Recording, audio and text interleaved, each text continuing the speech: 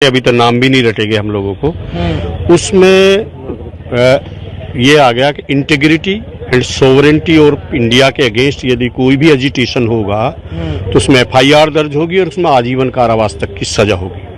इसका जब विस्तारीकरण हम करेंगे तो आज जो हम विरोध प्रदर्शन करने आए ये उसी की परिधि में आएगा। यदि छात्र नीट का विरोध करेंगे ये उसकी परिधि में आएगा, क्योंकि सरकार को यदि ये लगता है कि सरकार के विरोध में वॉइस है तो वो देश के विरोध में वॉइस मानी जाएगी। इस गंभीर प्रकरण को जब हम समझेंगे तो ये सारी आवाजें बंद होने जा रही है। सरकार ने सबसे बड़ा नुकसान ये किया है। दूसरा आपने ये किया कि अभी तक हमारे यहाँ एक कानून है, पुलिस 24 घंटे से ज्यादा गिरफ्तारी के बाद अपने पास नहीं रख सकती है। आपने उसे डिलीट कर दिया है। अब पुलिस जिसको चाहे जब तक चाहे पीट सकती है।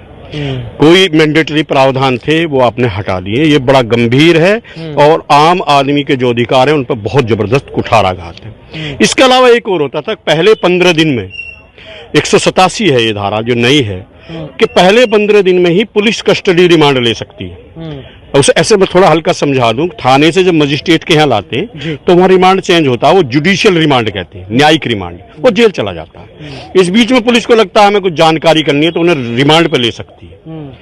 अब ये रिमांड वाला पूरा प्रावधान हटा दिया है सरकार ने। 90 दिन के अंदर जमानत पर छूटने के बाद भी जिसको चाहे पुलिस कस्टडी रिमांड 15 दिन का ले सकती है, थाने में रख सकती है, उसे टॉर्चर कर सकती है। यानी अब सत्ता के खिलाफ बोलने वाला आदमी जमानत लेने के बाद भी पुलिस की कस्टडी में जा सकता है और उसके खिलाफ कोई जाति हो सकती है।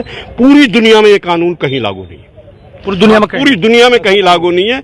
अकेला कानून है जो पब्लिक के किसी भी आदमी को जब सत्ता चाहे 90 दिन तक जब चाहे पीट सकती है।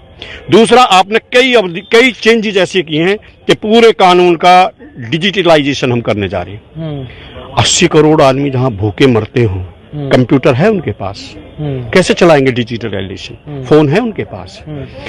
भूखा नंगा देश जहां रोटी का संघर्ष हो, उस अमेरिका बनाना चाह रहे हो तुम?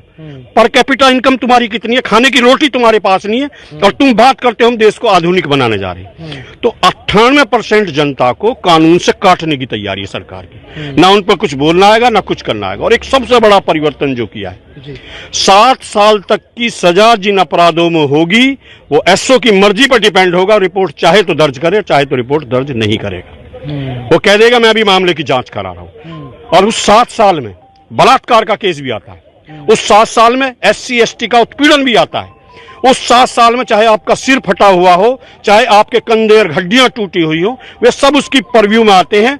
धनवान व्यक्ति थाने में जाएगा और गरीब आदमी की रिपोर्ट ही दर्ज नहीं होगी। ये बहुत बड़ा परिवर्तन किया। तो एंटी पुअर, एंटी नेशनल के ये रद्द होने चाहिए और गंभीरता से जो देश के विद्वान हैं, लॉयर्स हैं, बार एसोसिएशन से, उन सब की ओपिनियन लेने के बाद तब आपको ये फॉर्म करने चाहिए।